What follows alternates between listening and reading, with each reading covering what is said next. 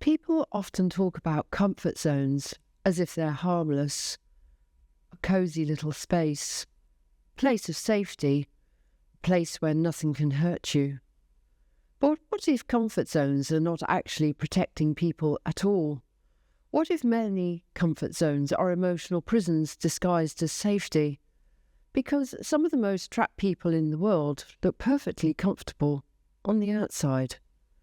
They stay in the same routines, the same relationships, the same conversations, the same emotional cycles, the same identities. Not because they're happy, but because familiarity feels safer than uncertainty. And that's the psychological trap.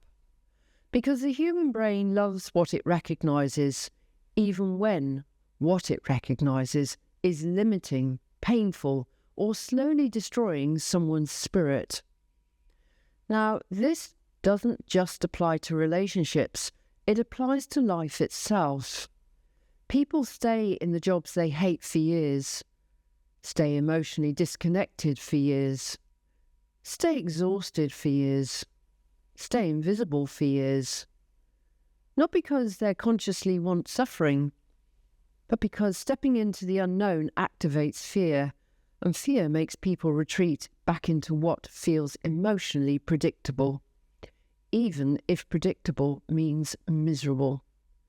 Now, here's the strange thing about human beings. People often believe freedom will feel exciting immediately, but real freedom can initially feel terrifying, because freedom removes the structures that people psychologically hide inside. And many people don't realise how much of their identity is built around emotional routine. Even painful routine.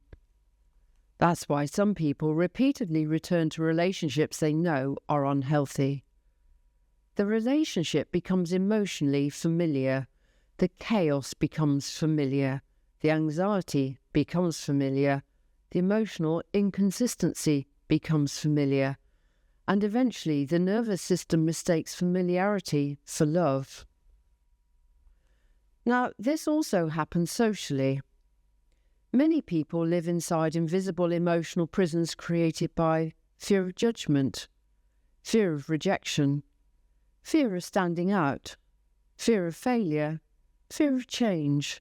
So they shrink themselves to remain emotionally acceptable to the people around them.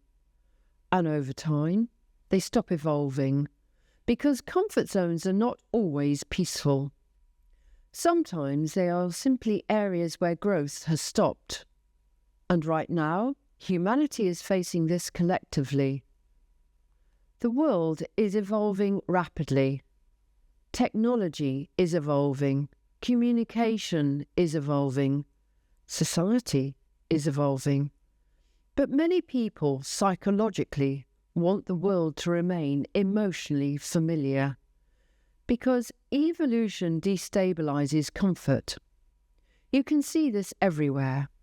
People fear new ideas, fear different perspectives, fear technology, fear emotional growth, fear uncertainty. Not always because those things are dangerous, but because unfamiliarity activates the nervous system, and the nervous system often interprets uncertainty as threat.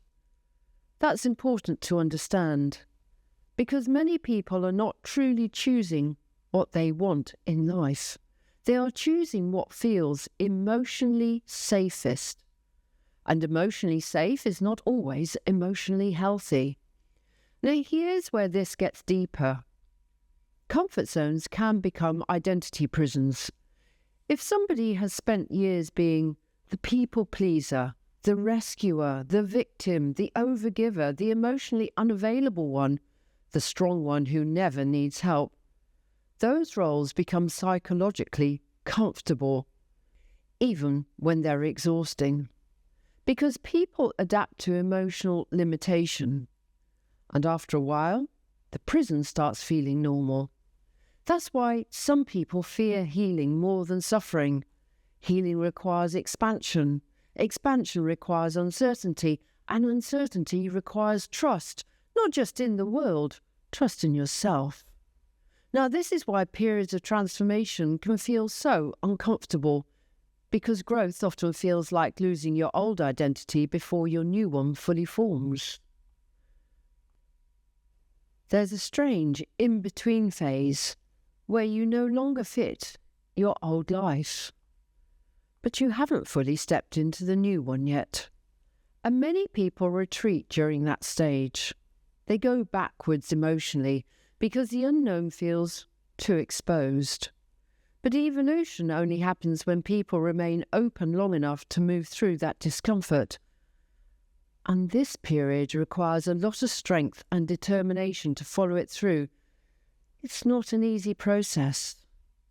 Now, I think one of the greatest tragedies in life is watching people spend decades protecting themselves from growth, protecting themselves from love, protecting themselves from change, protecting themselves from possibility, until eventually the comfort zone becomes a cage, the cage of abandon.